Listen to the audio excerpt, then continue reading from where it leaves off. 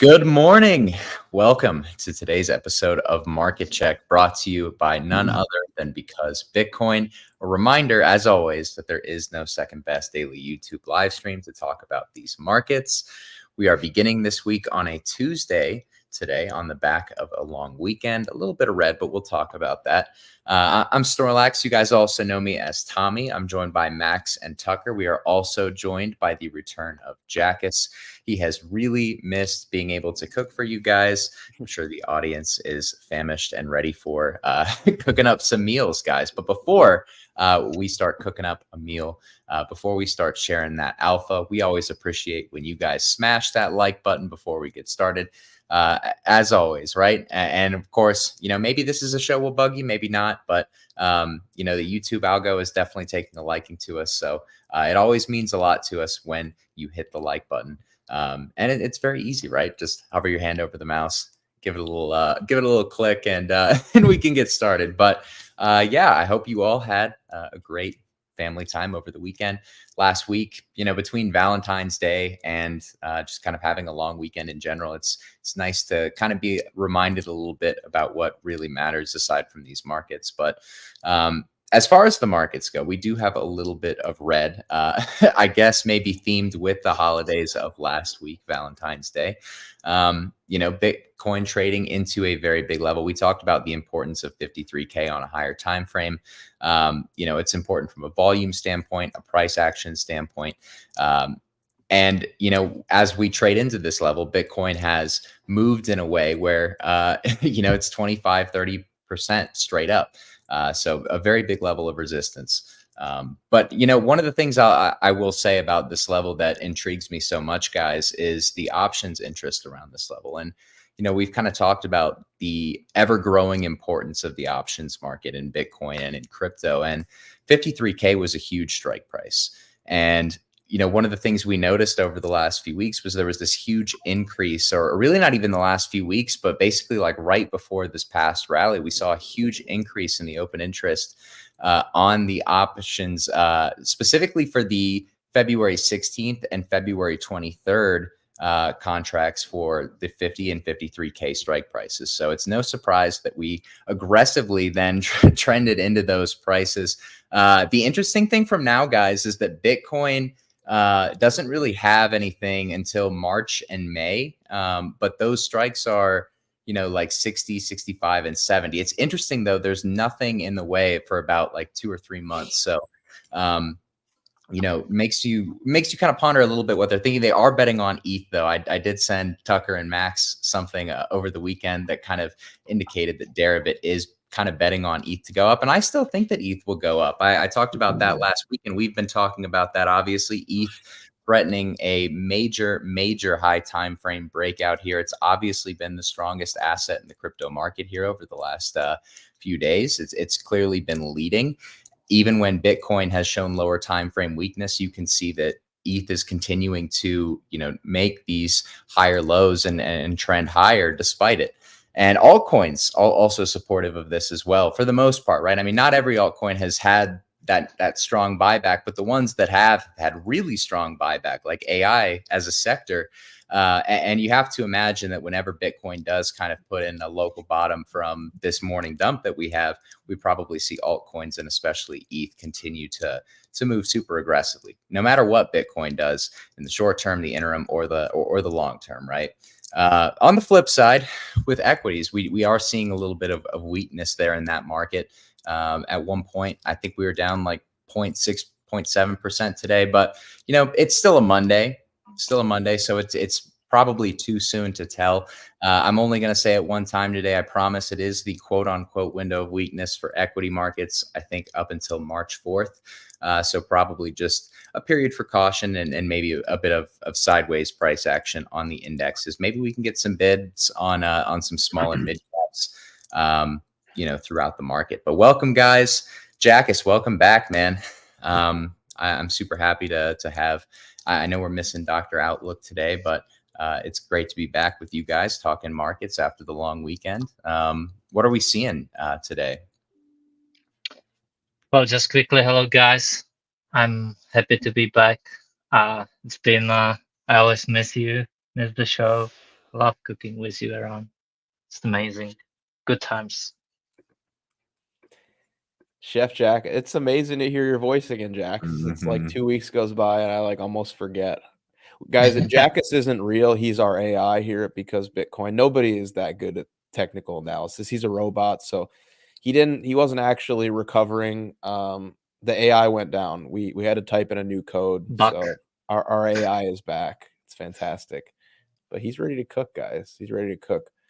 Tucker, what is this propaganda you're working on? What are you? I'm just playing around with it, man. I'm just playing around with it. You know, I don't know what to make of equities here. I mean, it looks, you know, a little distributed, right? But we do this consistently, you know. Like equities do this all the time, you know, like you could say it looks like this, you know, we might just do this and then chat out of it, right? So it's hard to have a firm opinion. I know, Jack, as you were talking about the Dixie earlier, I mean, who could have foreseen, first of all, who could have foreseen?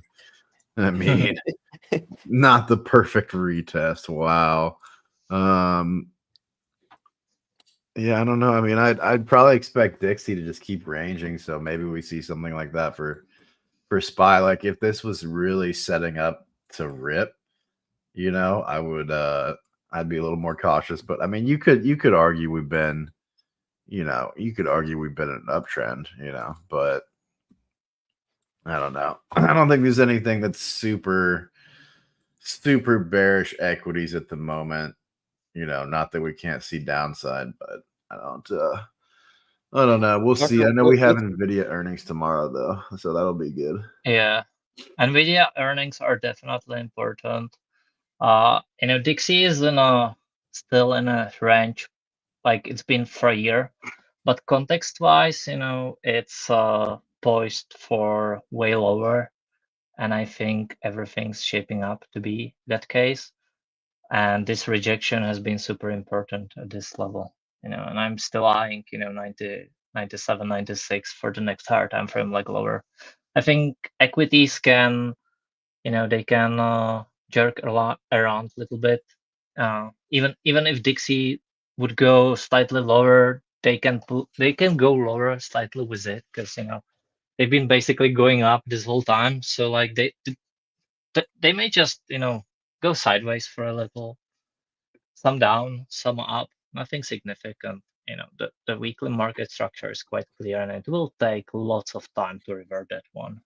You know, I agree. I mean, the market structure for the S&P looks extremely bullish, so I wouldn't expect it to revert it all in one move, even if, you know, worst case scenario. But I don't think the worst case scenario is what's going to happen. Tuck, can you look at the price action from April and May of 2019 for me? Because that was something that I was kind of looking at for the S&P, that, you know, maybe we see something like this. And I know we've seen Wabi talk about it before, where maybe 2024 is kind of similar to 2023.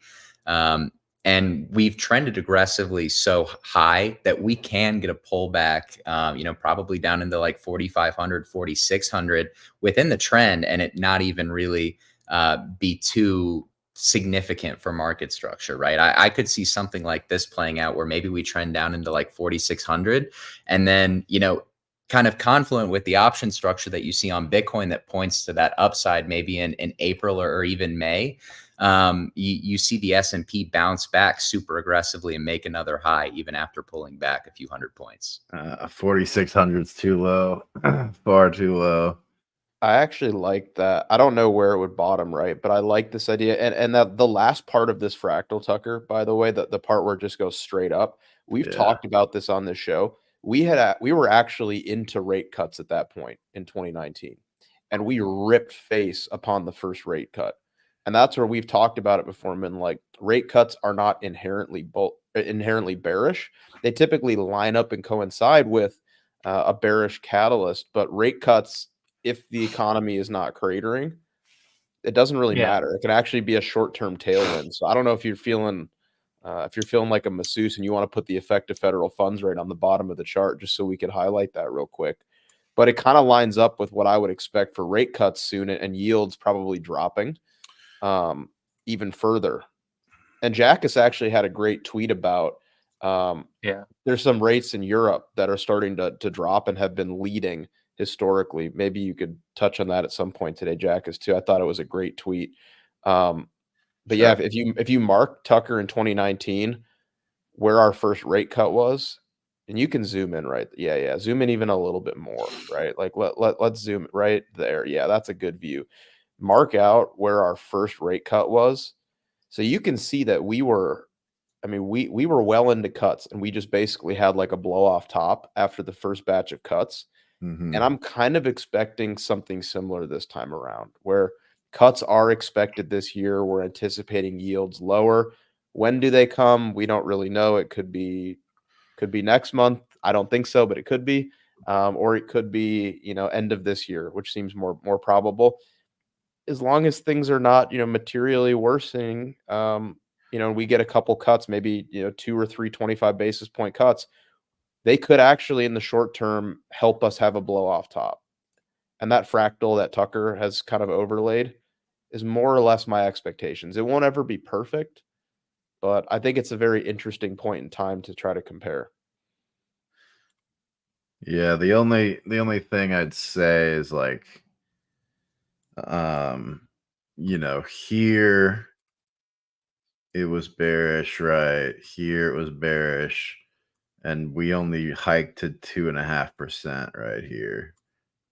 It's basically like anytime you hike at least to 5%, cuts are bearish is really the signal that I'm deriving from it, even though I don't want to. But what I'm saying is that it's not the cuts, man. The reason No, that I know. I was screaming this. They're not inherently bearish. I was screaming the this reason on the that show. we sold off upon these cuts is because of the reason they cut. Yeah. So if they begin to cut simply because inflation is under control, or maybe they're even worried about deflation, then we could, potentially have a bit of a tailwind from these cuts, right? But if they start cutting because unemployment's above 4%, then we're going to sell off, So I think it's all about why, the cuts alone are, it's a result of something else, Yeah, I know, but what does this say, right? It's like if you hike to above 5%, then you break something, and then the cuts are bearish, right? That's what this says. Not so it somewhat is the level, right? Because it's like if you get up to 5, something's gonna go wrong, is what this traditionally has meant. But in both of these instances, we didn't print trillions of dollars in a year, right? You just took my counterpoint to you, man. Come on. Yeah, just give everybody free money. So that's what I was going to say, is that between that time period, we doubled the M2 money supply. So I don't know. Jackus, you were going to say something? I didn't mean to cut you off.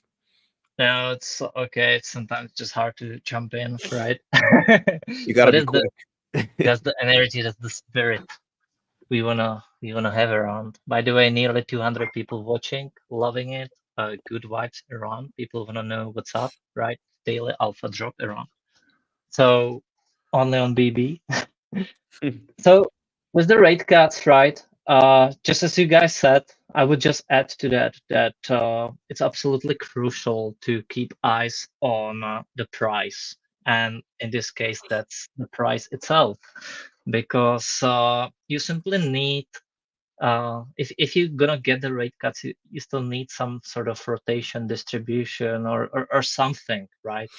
At least to have going into the rate cuts for them to be bearish. Otherwise, the price simply ain't gonna rug pull just going up and then straight up rug pull because of rate cuts, right? Like if the rate cut comes, it will probably cause like small. If it were to come right now, it would probably cause some shorter term, pullback, wipeout maybe, but then you know the weekly structure on SPX is just so damn bullish that there is like no point of invalidation for so deep low right now, that even if you were to be bearish, you in my opinion need to wait till like, I don't know, August, September, maybe even 2025, because you need to wait for some distribution to form around here. And again, as you said, Max and Tucker, if you're gonna get the first rate cut, but it's not due to problems within the economy, that like they are cutting. If they're gonna just get a symbolic rate cut, it doesn't mean much. It's nothing burger.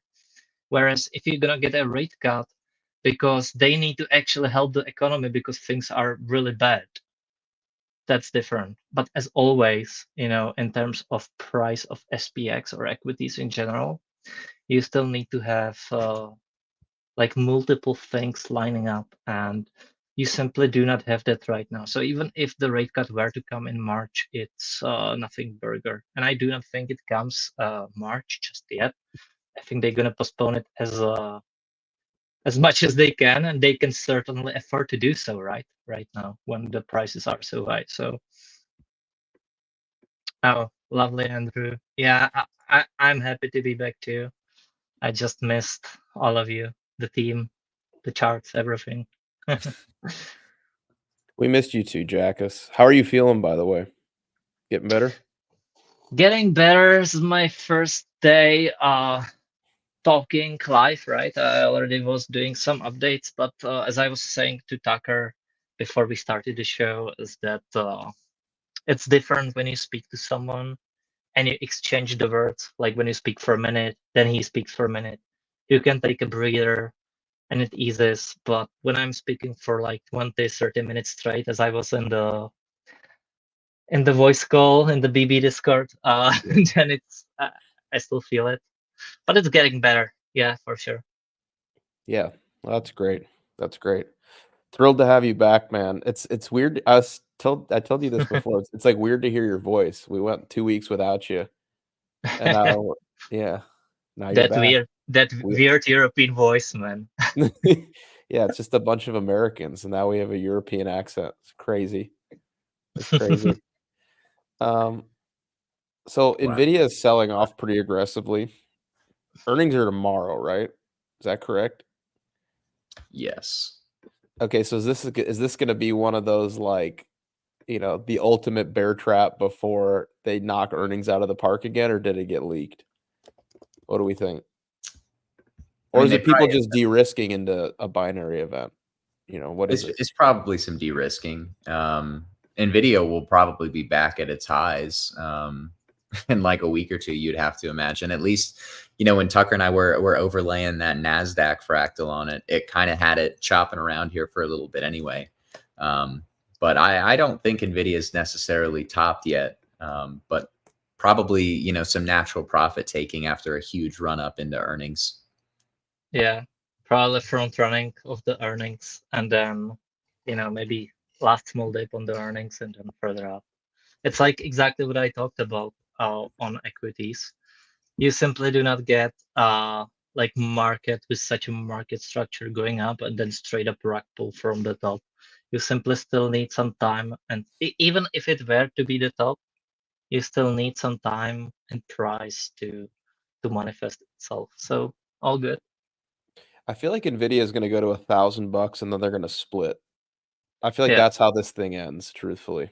I don't know if I could see it going any other way, but guys, here's the big problem that I'm seeing when I look at my screen right now. It's not that Nvidia is selling off before earnings, it's that the likes are so low today. The likes are so low. Now, you guys know that Jackus is back. All right. The big bad wolf is back, and Jackus demands those likes. Okay. I'm gonna lather it up. I'm gonna wine and dine you guys a little bit. I'm gonna be nice and polite. All right. But if we don't get those likes up, Jackus is gonna come in later. All right. And it's not going to be so nice and friendly. So, guys, if you are enjoying the content, I'm going to take this down so you can see my face. I don't know who put this up here. Okay. Here's the deal, guys. If you are enjoying the content, please consider taking one quick moment and hitting that thumbs up button for us. You guys have been absolutely killing it lately. Our channel is growing like crazy.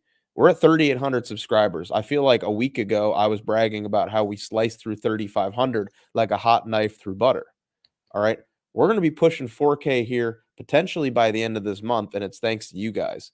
Now, all you have to do to help us continue growing, is you got to hit that thumbs up button for us. I promise I would not ask, I would not badger, I would not request on a daily basis multiple times for you guys to do that, because I know it's annoying, right? I don't want to watch a stream and be reminded to like 3 times. And I hate that it makes such a big difference, but it makes a huge difference. So if you guys are appreciating what we do here on a daily basis and you want to help us out, please take one quick moment, hit that thumbs up button for us. All right. The YouTube crowd, I'm talking to you guys. We got to get those likes up. All right.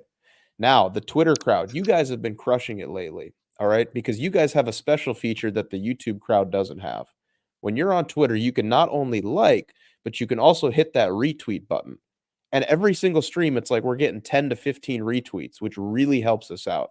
So guys, if you appreciate what we're doing here, if you enjoy this daily stream, again, this is Market Check brought to you by Because Bitcoin. We are live Monday through Friday at 10:55 a.m. Eastern time. It's basically an hour to an hour and a half long alpha dump. We come on here, we talk charts, we talk price, we talk narrative. We generally just have a great time, guys. You know, if you appreciate this free content that we do every single weekday, please consider not only liking, but also retweeting, guys. It really helps us. And again, thank you guys so much. We just hit 3,800 subs on YouTube. We're at 17.3 on Twitter, I believe. We're growing quickly, guys. And it's because you guys help push our content. And we love you guys, so thank you. But anyways, Tucker, back to you, man. What's this good propaganda you've got? You're on Tucker, mute. you're muted. Oh no! Oh no! It's over. No. It's so over, man. I mean, I can't. I mean, how? What is there to even talk? What are we even talking about here, guys? Look at ETH. Look at Total 3. Like, there's just there's just nothing that's like, I don't know, man. It's like, yeah, Bitcoin pulls back 2%, your altcoins bleed 5%. Literally, who cares? What are we talking about here? Right? Like I see in the comments, everyone's bullish. Interesting time we're in. It's like, where have you been? We've gone vertical. Like, imagine being bearish. Look at the title of the thing. Like, And the hard part, Tucker, is for many people to grasp around is that you know, so many normies left out the industry, and we now live in this eco bubble on Twitter, and it's very easy to say that everyone's bullish, but and I think Booty Bandit said it right here, right? When he talks to normies, they still have no idea what crypto is and still think it's a scam, and that's the truth. And that's what happens on the higher time frame. So you can like be lower time frame overbought because the eco bubble is too bullish, but the market will still keep going up because simply it's as simple as this, guys. The demand surpasses the supply. That's what it is right now. There's just too many people accumulating, you know, especially BTC, you know, let's be clear. But obviously, if BTC goes up, the whole market will go up with it. So it's as simple as this, guys. Just too much demand for a very little supply, and you know you're gonna get the halving in 2 months to squeeze the supply even more. So, and the OTC desks are also getting emptier by the day. By the way, not sure if you guys seen that. I saw that Binance OTC desk was like, it was like straight, the chart was like straight down trending. They're running out of Bitcoin to sell. I think I saw that. Do you think anybody's OTCing through Binance with a Palau ID for the ETFs? Probably not. I'm just joking, but yeah.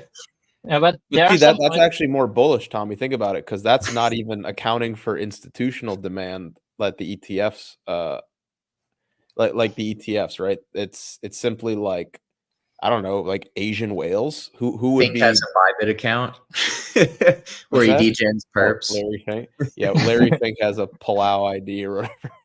But Tommy, just to be fair, during the 2022 bear market, we've seen that the smart money is actually quite dumb money, and that all of those guys were quite overexposed. Like they are just, man.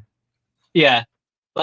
like they are just the same regions as everyone, just with larger capital. That's what it is. This is a good point, man. When we hit 50K subs, we should probably just sell everything. That's probably probably real.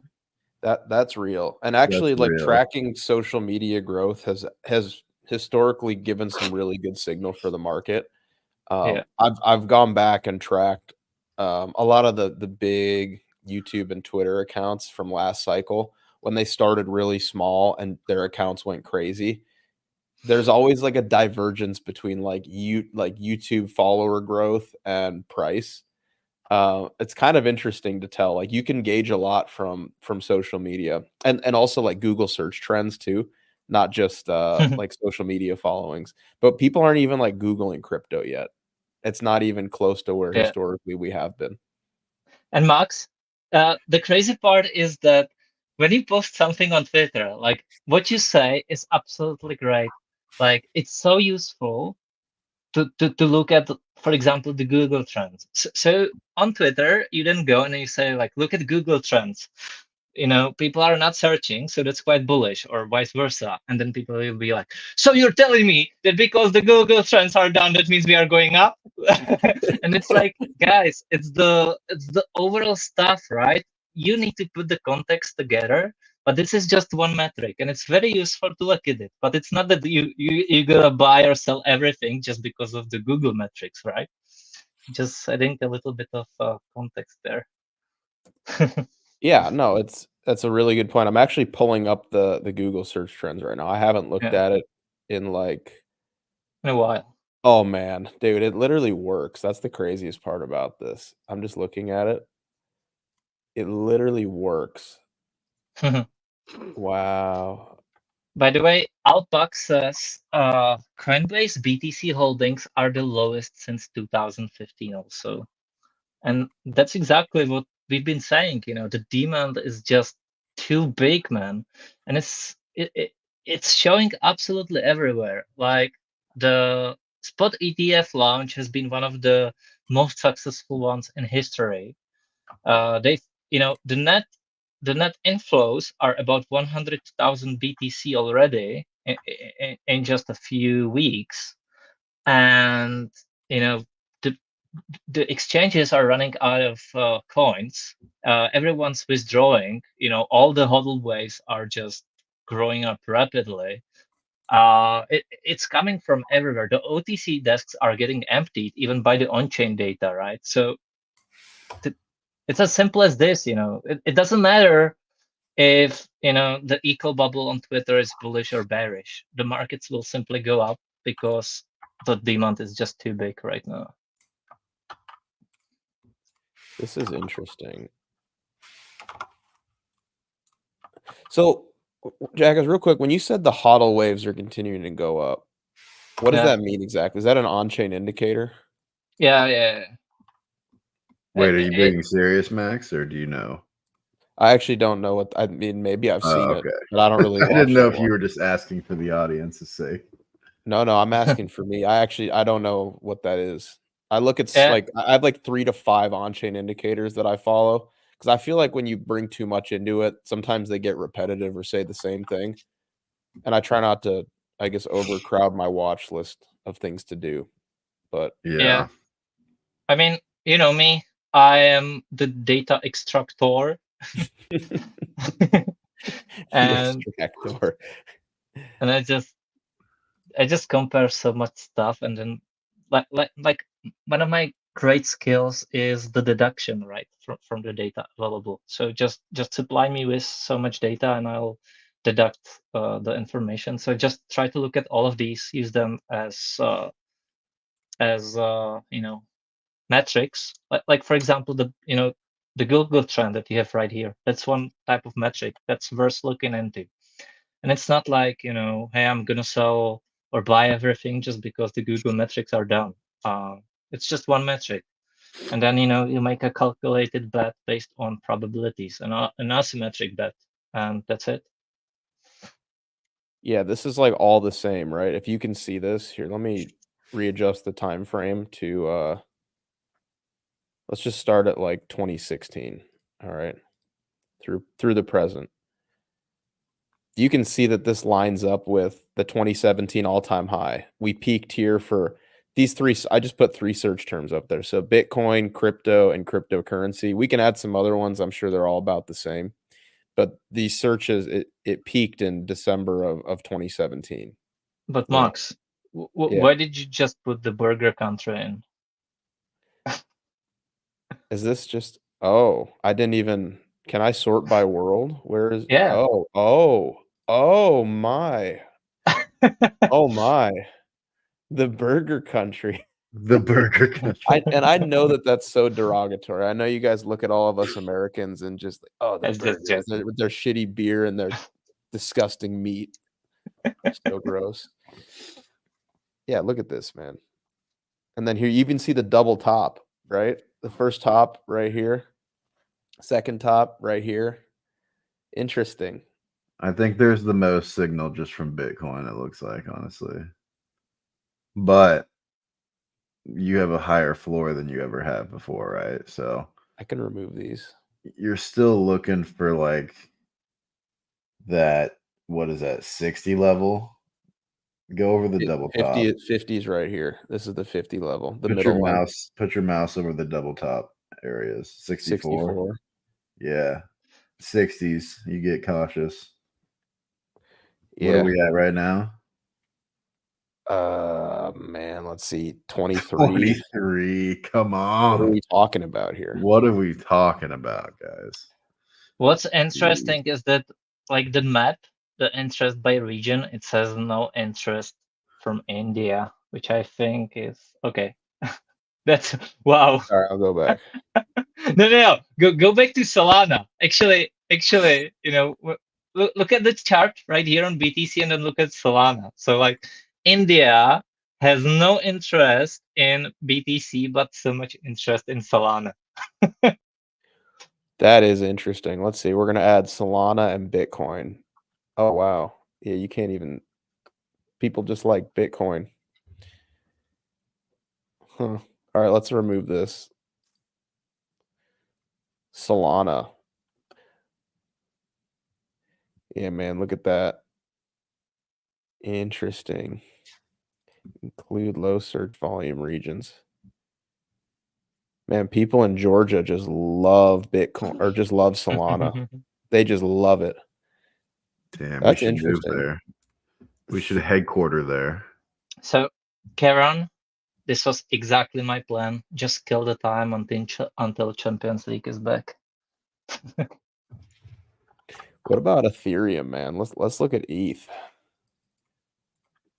Dude, why are people looking up Xanax? Like, what? No Solana Elprazolam? What is that? Nightshade.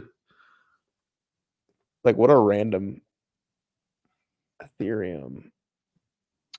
Dude, same thing. Look, it's literally tracking the price of it. Like last cycle when it put in that little like. Yeah. Alpak's saying that you shouldn't search for Bitcoin, but instead search for buy crypto. Is that what people look buy for? crypto? Okay. Yeah.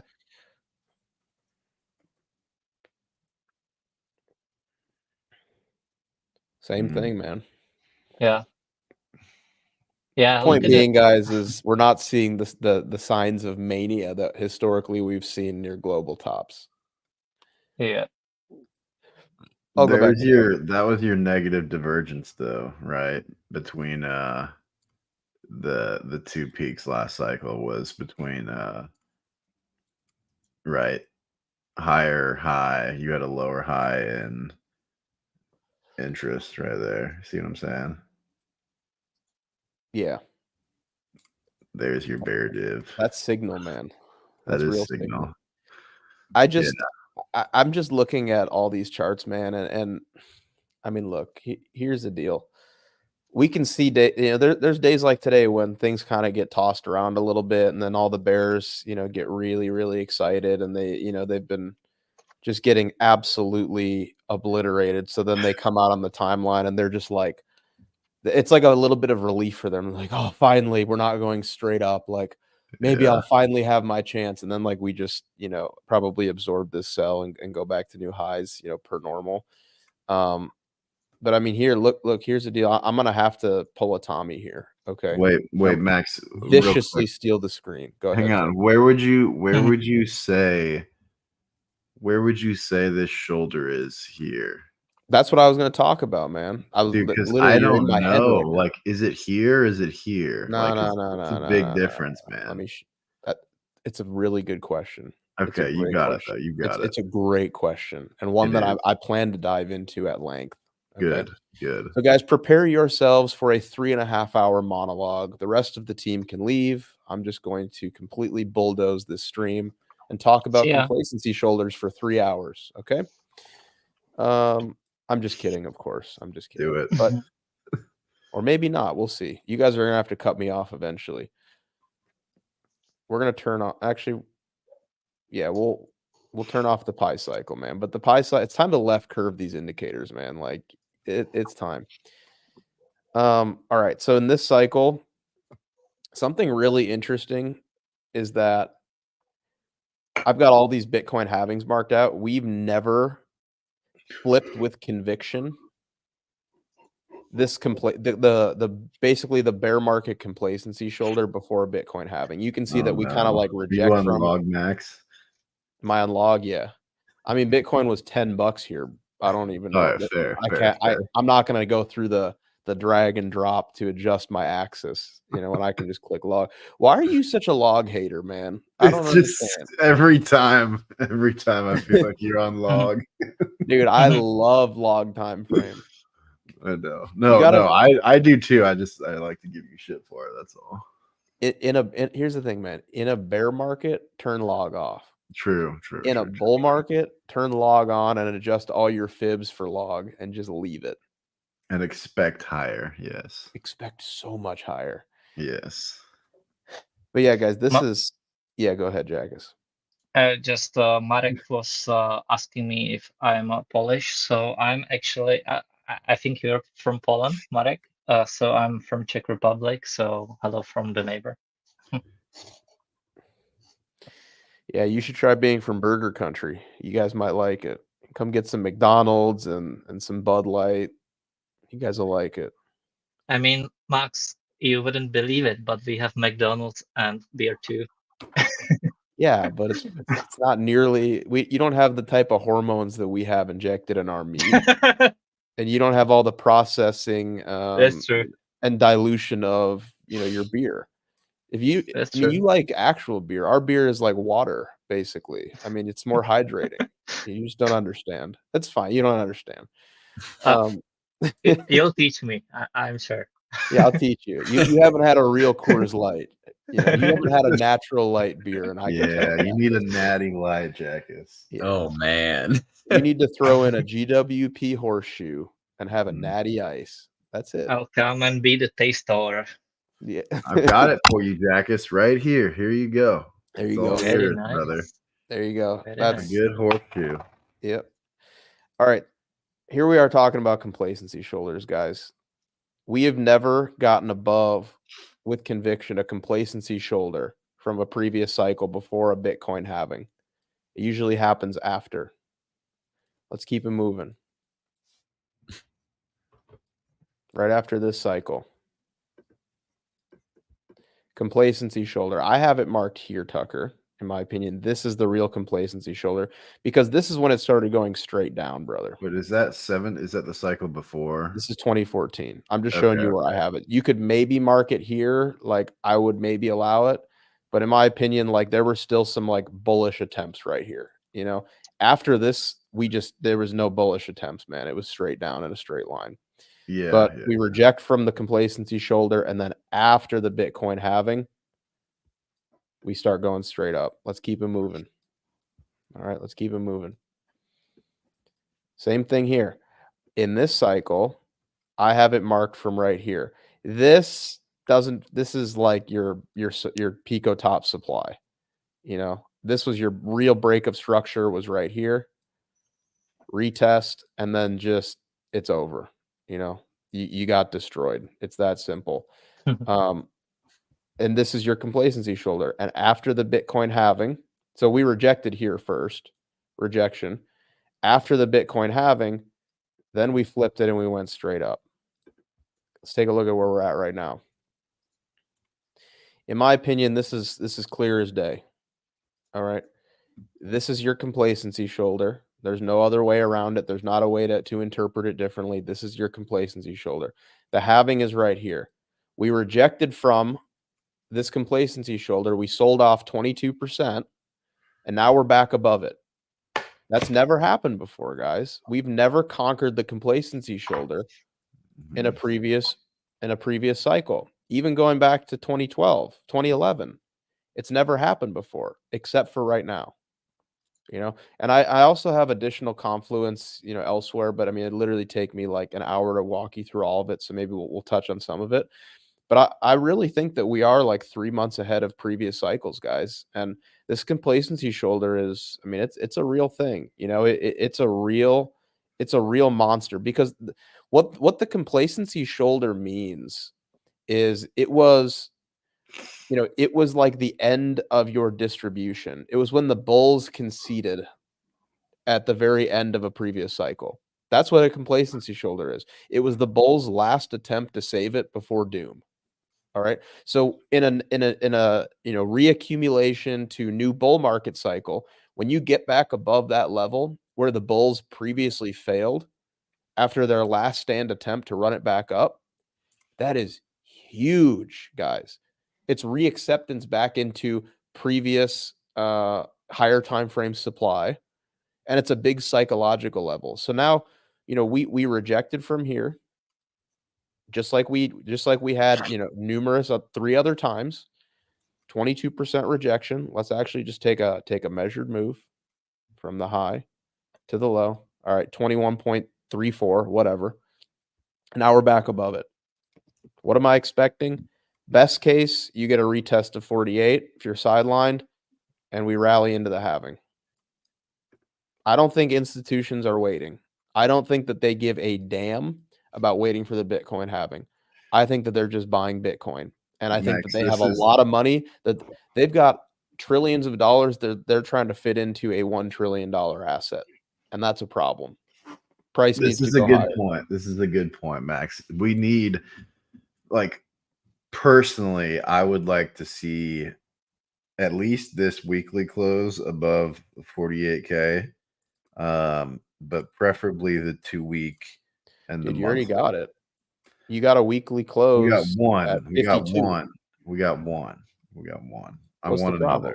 I want another, Max. I want another, because I mean, worst case scenario, it does turn into a wick, right? Hang on, let me get that off your face. I'm not sure I understand. We had a weekly close. Are you expecting this to be a weekly swing fail? That's literally, as a bull, that's just like your nightmare. So I think one more week confirms you're good. I don't think it's a problem, man, because okay, look at on the weekly time frame. I'm gonna Tommy the chart again. Let me show you. I don't think it's a problem. I'm Tommying it. Let me show you. It's not a problem now, but I'm saying it's really not going to be a problem. Could be a problem. You had your weekly swing fail here. True. You already got all the way back above that level. Okay. You did the weekly swing fail, you know? And I don't even know what we're even talking about. Like, that happened. Max, just to feel as comfy as possible. You don't get to be comfortable. You get to be stressed, and you have to sit on your hands. No. You have to sit on your hands and watch all the sideliners brag about every 4 hour dump. That's what you get. Real. Yep. That's what you get. We had a weekly swing fail, and this is a testament to the demand. You don't need to go back down now. This right here, this previous supply, this wick is now demand. It is that simple. I 100% signed this, and I'm currently writing a big thread about it. Ooh, good Jackass. I love a good Jackass thread. This is your best case right here. Maybe this, you know, I'd maybe give you 46, 47, maybe. Big maybe. I don't think I want to, but I would consider giving it to you. But I think you maybe get this right here. That's it. This is your demand. You are not going to get back down below this wick unless something materially shifts and I'm presented with new information. But as of right now, weekly swing fail. This was supply. Now this is demand. Old supply becomes new demand. You had your weekly swing fail. Boom. Mic drop. Wait for the Jackass threat, I guess. But I'm not even. What are we talking about here, guys? What are we talking about here? You want to talk about something else? Let's talk about it. You also had that here. You had a failed breakdown attempt at 2,200 on ETH. We're going to keep it real simple. You had the same failed breakdown attempt right here back in 2020, September of 2020. You break out of your accumulation range. Bears try to jeet it back down. You had a failed breakdown attempt in September of 2020. You had a failed breakdown attempt just recently here in late January. They shot it back down. All of this up here, again, same exact thing. When you get a wick like this is clear supply. Okay, so they shoot it back down. Failed breakdown attempt at 2,200 right here. This is your new demand zone. Best case, in my opinion, you maybe get a retest of 2,650. Maybe, big maybe. But that's it. Failed breakdown attempt, you get back above that level. I got nothing else to say, guys. I got nothing else to say. That's it. That's all you're going to get.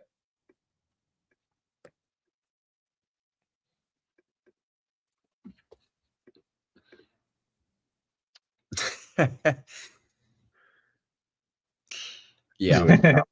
Do it. I don't have anything for him today, honestly, but maybe later in the week, if equities start to show a little bit more weakness, I might have something. What are the derivatives saying, brother? Well, funding was a little bit hot over the weekend, as you guys probably heard. There's obviously a lot of open interest in the market on Bitcoin. We've added like 4 or 5 billion since this pump started, but I also will say that I think it's like a time thing, right? Where the longer that sits there, the floor of the market is kind of moving up, if that makes sense. So it's like a moving average. Just kind of visualize that. The floor of the market's kind of moving up. The longer that we build value up here, the longer that we kind of add positioning up here. Not to say that I think there is that window that we have now between when we have Bitcoin options playing a bit more of a heavy hand, which is, like I said, April and more so May, where we could see some downside. I don't know what that looks like, but it's basically one of those things where I think you just have to ape the March dip and kind of walk away, right? Because you do have derivatives positioning that is very favorable for April and May for Bitcoin to see higher prices, even if you do see some downside in the interim, right? But that's what I would say about like derivatives. There's a lot of open interest that could get wiped, but I would say from a long-term standpoint, derivatives are not only healthy, but indicate higher prices on Bitcoin and in crypto in general. My man. That is wonderful to hear, Tommy. Wonderful to hear. Guys, so Bitcoin, man, I might keep fudding ETH Bitcoin. Who knows? Jackass, I had an interesting thing I found on ETH Bitcoin last week. I don't know if you watched the show, but we were talking about the possibility of ETH Bitcoin. More specifically, I think Bitcoin dominance looks more like it to me. ETH is a bit more in the air, but Bitcoin dominance inverted looks a lot like Bitcoin's range from Q1 and Q2 of 2022 before it broke down and went lower, which would signal that Bitcoin dominance could continue to go higher, which would also signal to me that the eventual altcoin season is going to be, it's going to be freaking epic if Bitcoin goes that much higher. But I think it's an interesting comparison. Inverted Bitcoin dominance, this little range that we're sitting in up here. I have a suggestion, Tommy. Why don't you pull out a Tommy and Tommy the chart and show me? All right, let's take a look. In the meantime, before Tommy sets it up, Raif had a comment. And I think this is a bit of misunderstanding. So he was saying, hey, Jack, it's good to have you back, mate. Happy to be back myself. So you had been bearish on ETF approval, saying it declined since it's approved now. Would you have any change of thoughts regarding the market direction? So I wasn't. So first of all, I was anticipating we will be getting, or like I was not trying to speculate on the part where we would be getting approval, and I was rather saying, hey, they're gonna postpone it, not reject it or decline it, but like postpone it, right? And they have until January, and I was saying that depending on the price action, whenever it comes, it's so if the market is rallying, it will be probably sell the news, but longer term, it's always very bullish. This is something that I've been saying, and this has proven to be the case, where when we've been rallying, we got the ETF news and we've seen a minus 20% drop, right? Then I was navigating this online real time, where I said, hey, we are in this range. And once we swept the 40K and held it, I was saying higher next. And all of that has played out. And longer term, I've been always saying longer term ETFs are bullish. But shorter term, it can be both bullish and bearish depending on where it gets released. And had it been released at, for example, the 25, 30K range, then it would absolutely send the price. And it sort of has, because when they released that that fake article that the spot ETFs have been approved, it absolutely showed how so many people were underexposed and the price rally on the fake news. So that has been my take regarding the ETFs. But yeah, to answer your question, regarding the market direction, I've been saying that I am just bullish as long as the market is, and that is playing out and has been playing out. So I think there was some misunderstanding on your part there from me. And if I explain myself poorly, then I apologize. But be always sure, guys, to repeatedly ask myself the question. And yeah, just to quickly answer this comment, Czech Republic is truly the world's top beer consumer per capita. And I myself definitely add to that average. Because I was calculating it, and I drink like 200, 300 liters per a year.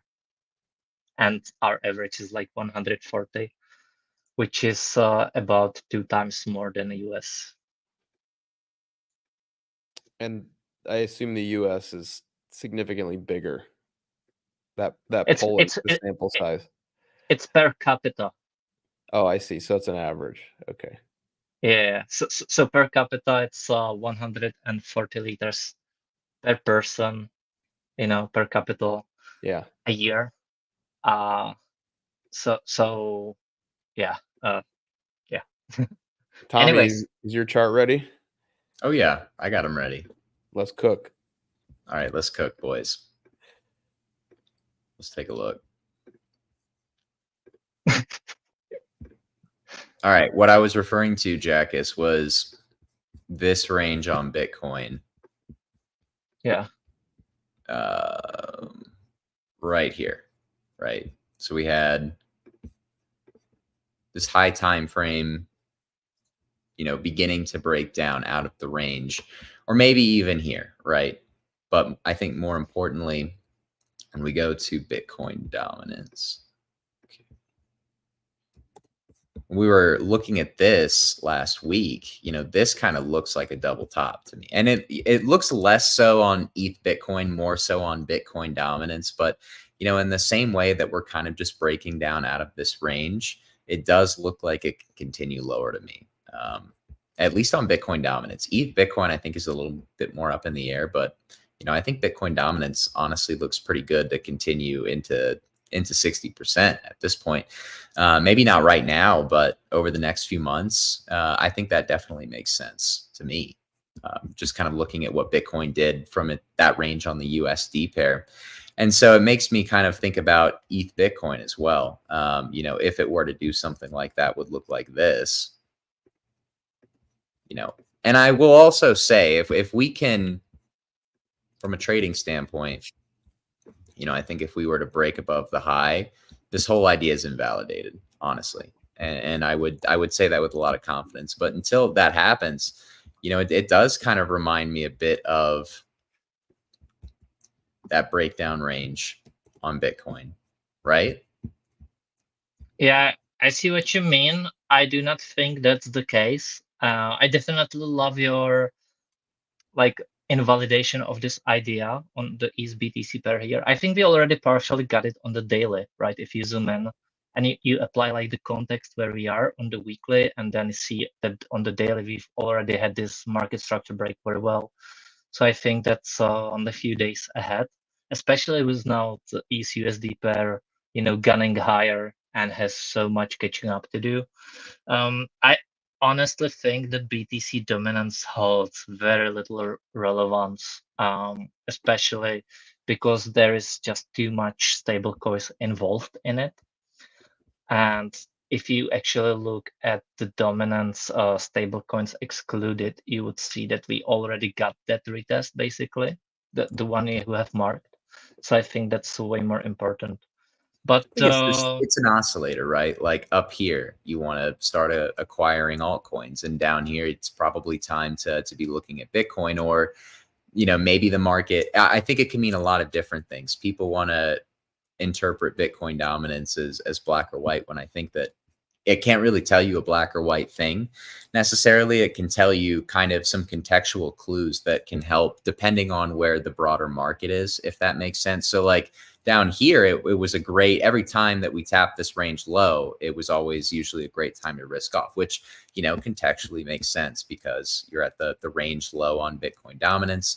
Up here, no brainer. In hindsight, was the place to allocate to altcoins. So I think it's useful for that. So I'm not you know, trading Bitcoin dominance necessarily as you know, its own asset, because I don't think you can really do that with it. I think it's useful in other ways, but I do think it's interesting confluence based on, you know, what we're seeing with ETH Bitcoin, and kind of how we've already seen this range, you know, a similar range break play out before. But like I said, I think the invalidation is very tight for it anyway. So it does kind of paint an interesting picture, though.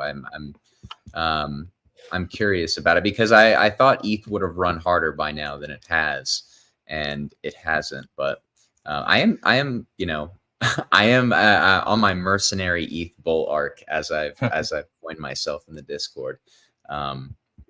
I was kind of thinking it would do something like, you know, like that, and then shoot up. But maybe this is that, because usually you see something like that for ETH tops, at least locally speaking. But let's take a look. Sol, I don't love the Sol weakness, but you know, we were kind of talking about it before stream. I think there's a decent chance that you're seeing altcoins set their low here. You know, maybe Bitcoin does something like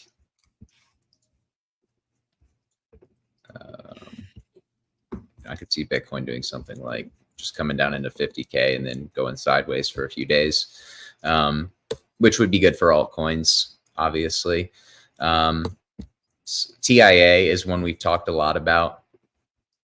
I've compared it a lot, what this consolidation that we're seeing on TIA to the one on Luna during the bull market. So I'm watching this. I think when Bitcoin does bottom, this is going to be a big outperformer, more than likely. Let's see. That's a great fractal. TIA. Yeah, it really is so clean, man. Really clean.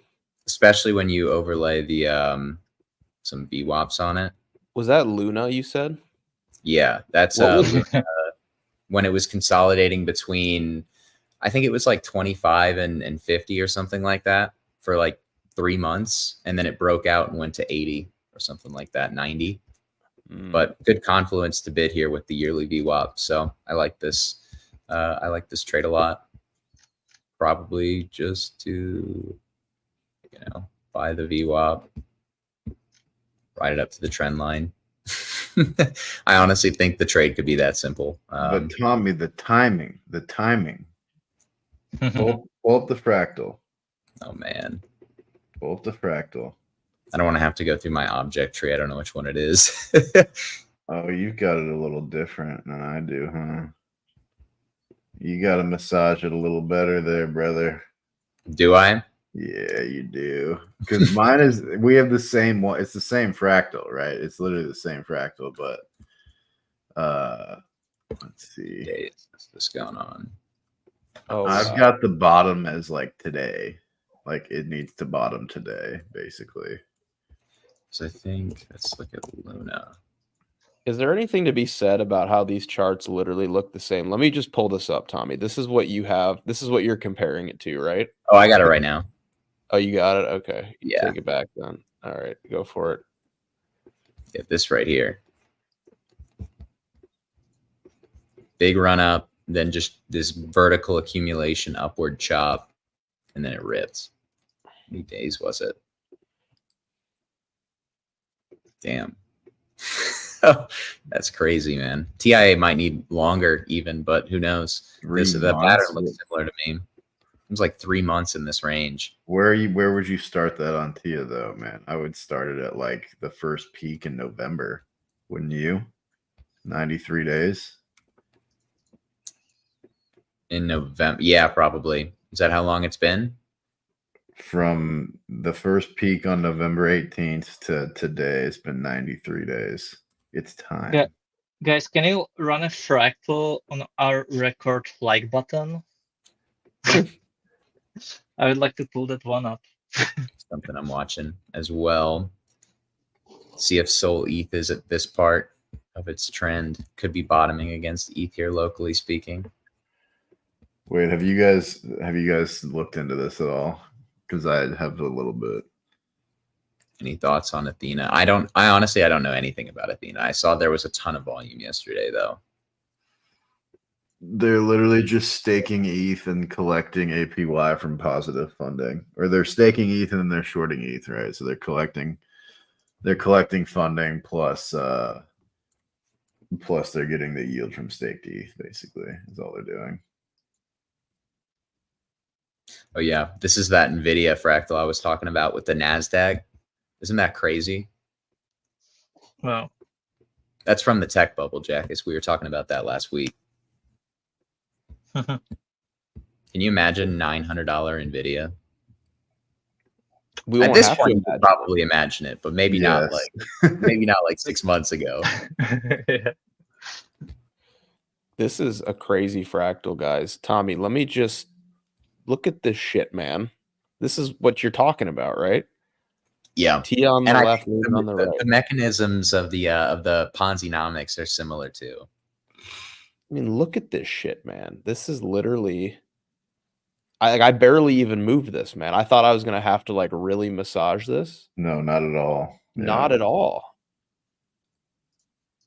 It's impeccable. I don't even know where we want to draw this, right? Like, basically, Celestia is an ape soon. yeah, it might be an ape at like $15. Like it might be like a straight up easy 3.5x at $3.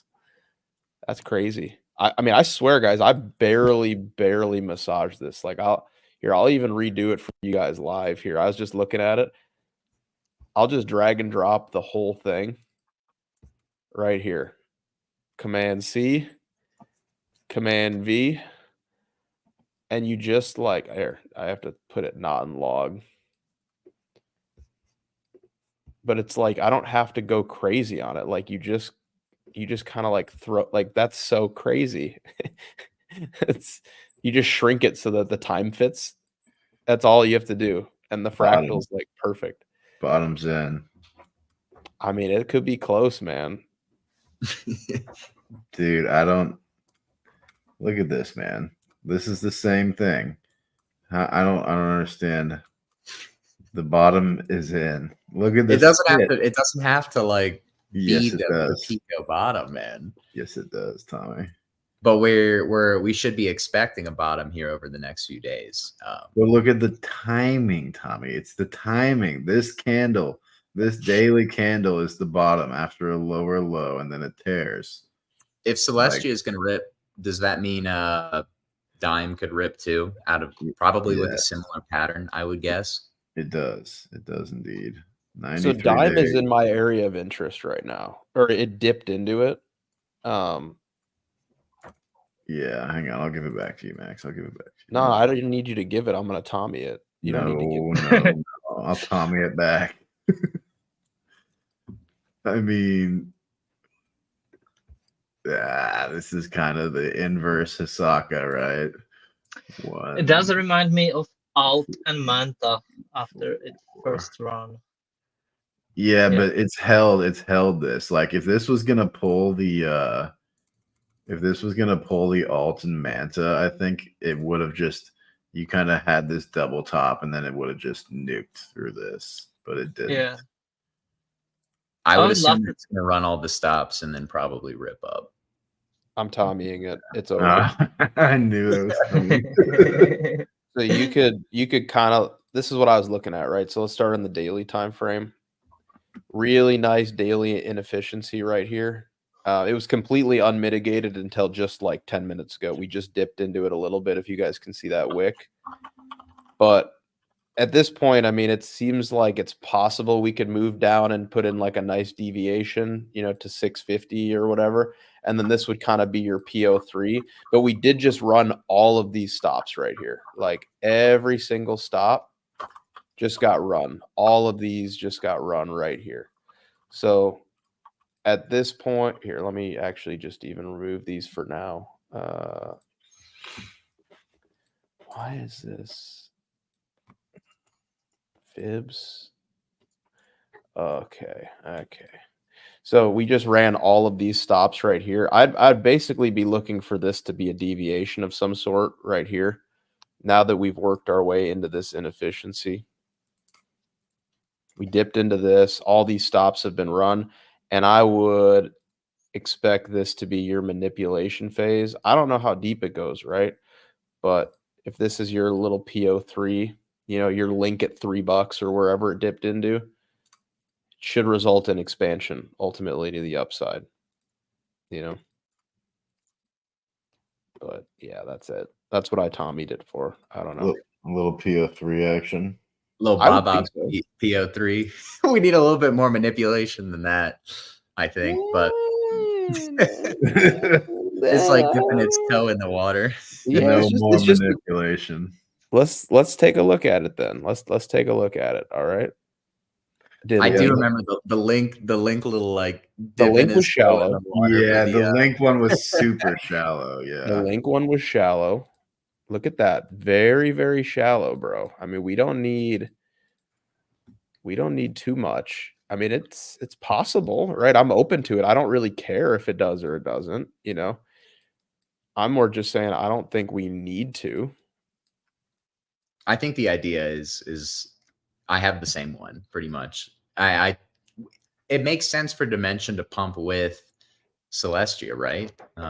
That'll probably be a basket that is somewhat correlated. At least, you know, when it all kind of comes, when all those tokens are kind of released, you would expect them to trade somewhat correlated.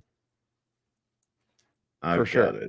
Modularity tokens. You dip into the 4-hour FVG and that's it. That's your manipulation. That might be it, man. We ran all these stops. That's maybe all you need to do. Like, do you see it, Max? Do you see it? Pull up the 4-hour. Tommy it for me. Just take it from me. Rip it out of my hands and show me. I think that's probably everybody's happy. Tommy gets his manipulation, dip, and just zoom. Tommy, just bid, brother. You know. Well, the question is whether or not Dimension's going to outperform Celestia. Let's look at that pair. Hang on. The question is, do you bid here or do you bid 5% lower? Literally, who cares? Sorry. Well, you're speaking as though it's a guarantee. Celestia or Dimension. All right. Here we go. Tia Dim. Oh, geez. Oh, don't put it in log mode, Tucker. Oh no, don't put it No in log log mode. needed. No log needed. So this is Tia versus Dim. There's not any So- signal in that yet. It's too fresh of a chart.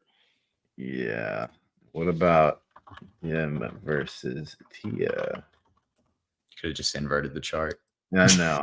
But Here's I the like thing. this better. I already thought Dimension should dramatically outperform Tia. Here's why. Let's say your guys' Luna fractal plays out and we basically hit a 2.5 or 3x on Tia.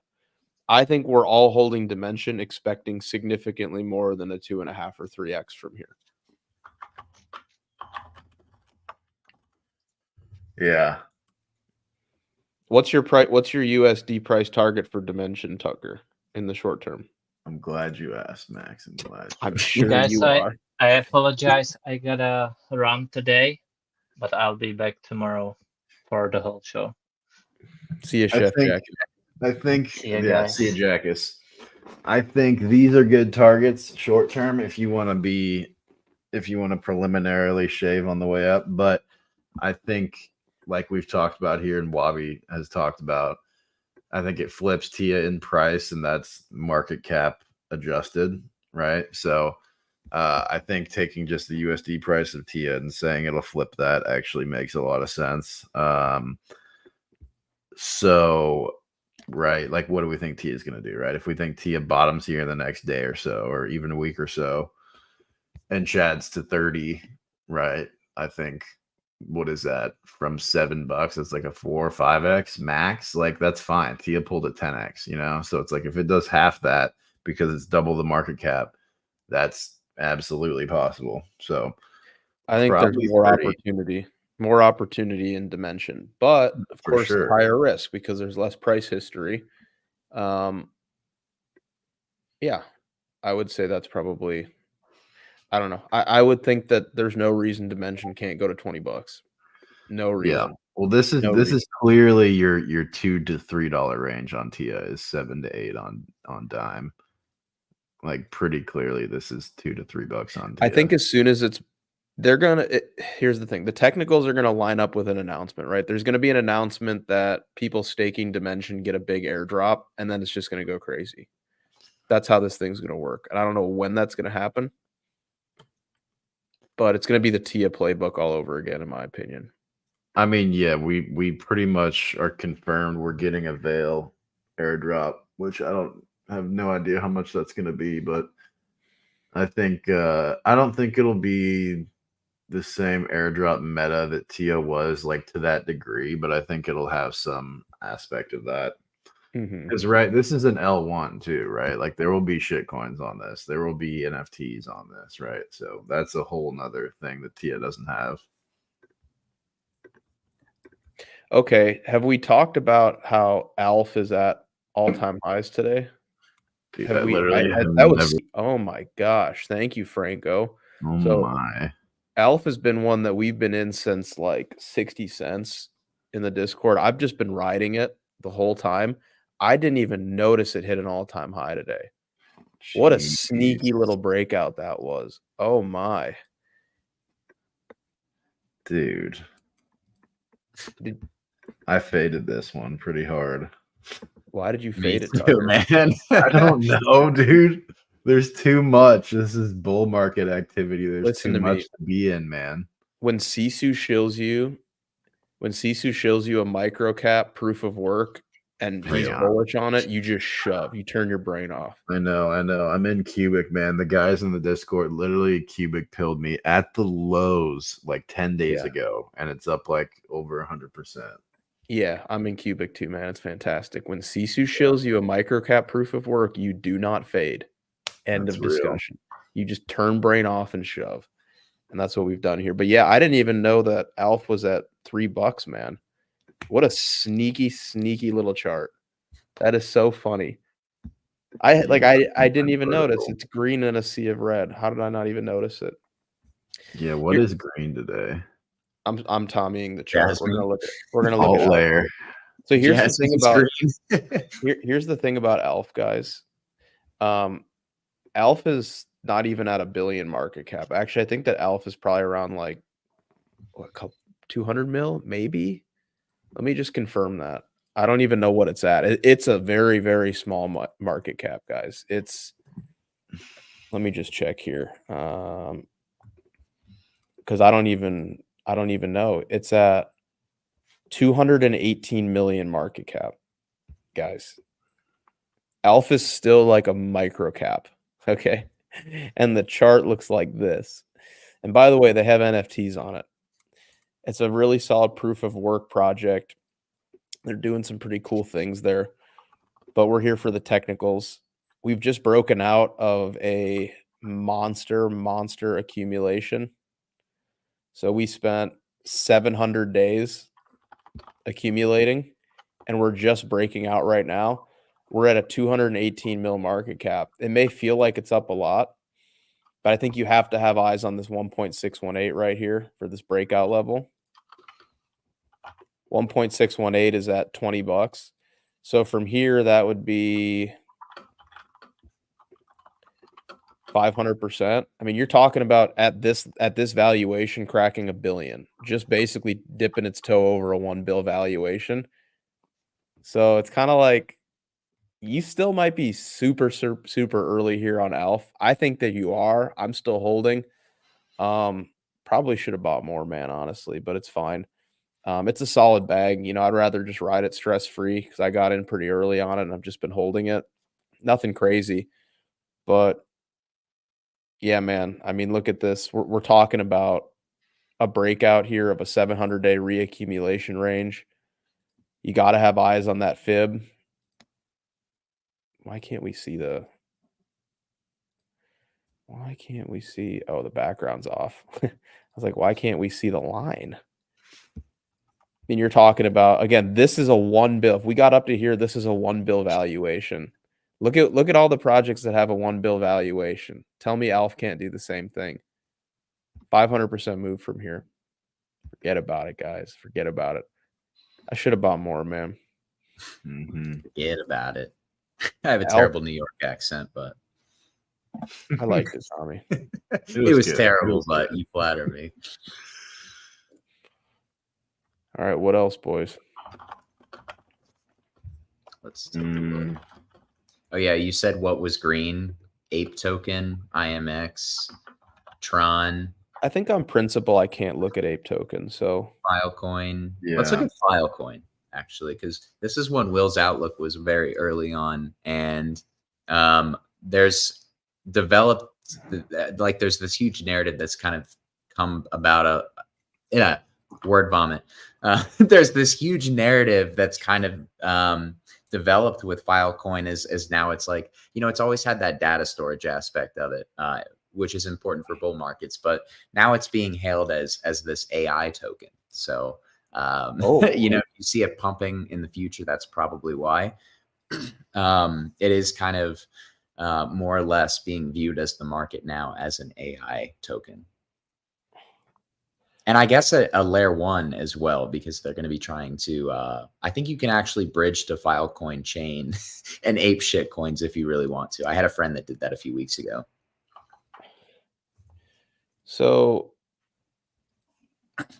I mean, this is kind of how I'm just looking at it right now. It's like the red is like your deep value, you know, sub $3. That's just like the shove of a lifetime. You're still in your accumulation range under $8. I mean, if you break out, you know, where are we going? I don't really know, you know, but it's like I've just look. This is where my eyes go right away, just to kind of illustrate how I'm looking at things right now. Not just with Filecoin, but just any projects. It's like where are the accumulation ranges? Have we left them? If we do leave them, where do we go? Do we want to go to Agar to end the show? Man.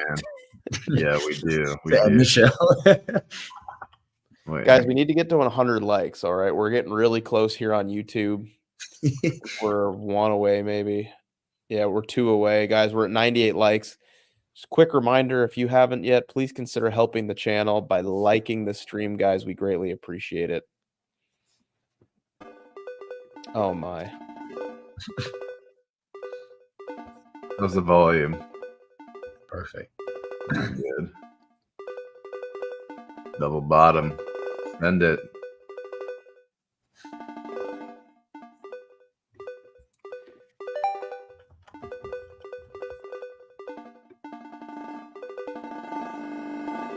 Whoa, whoa, whoa.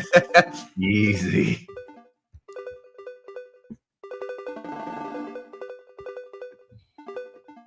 $50K.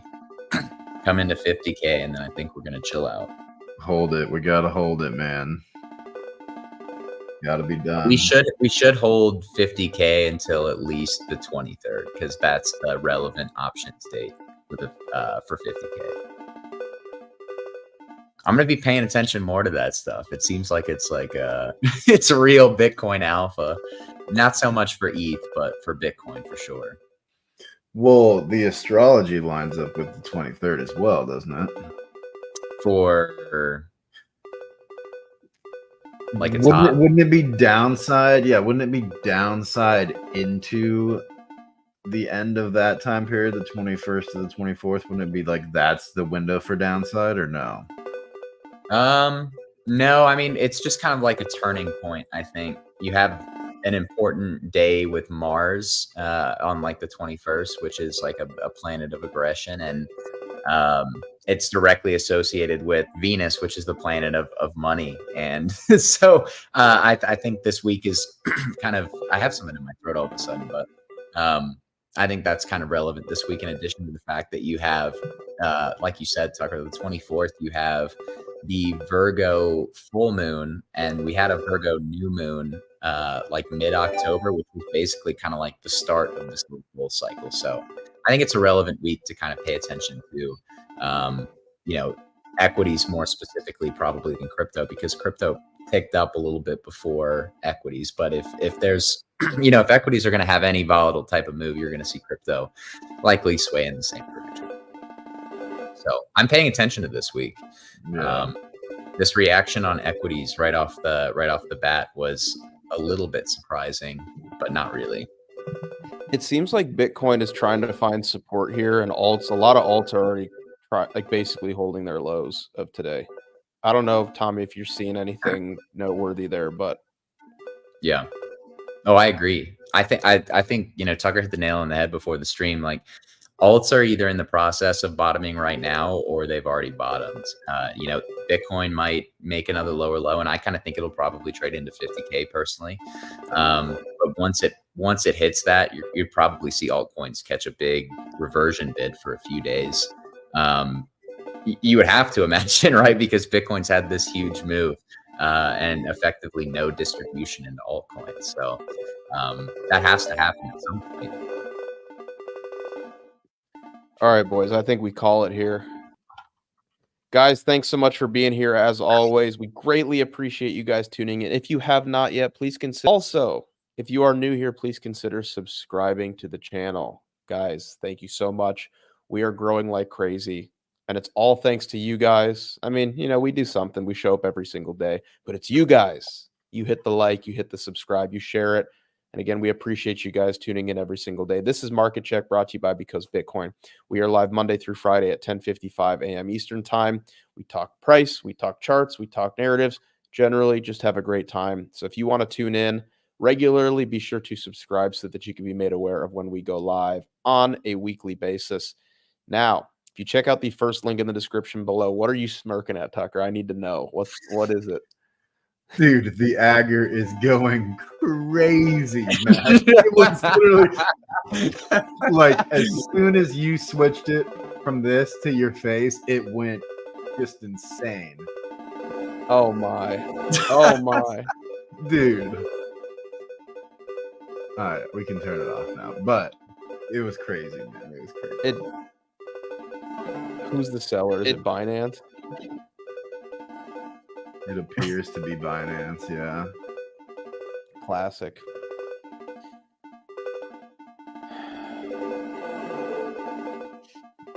Oh my. Oh my.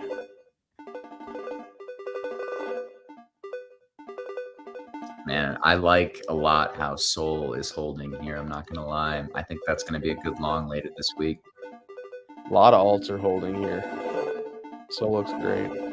Oh, Oh my god.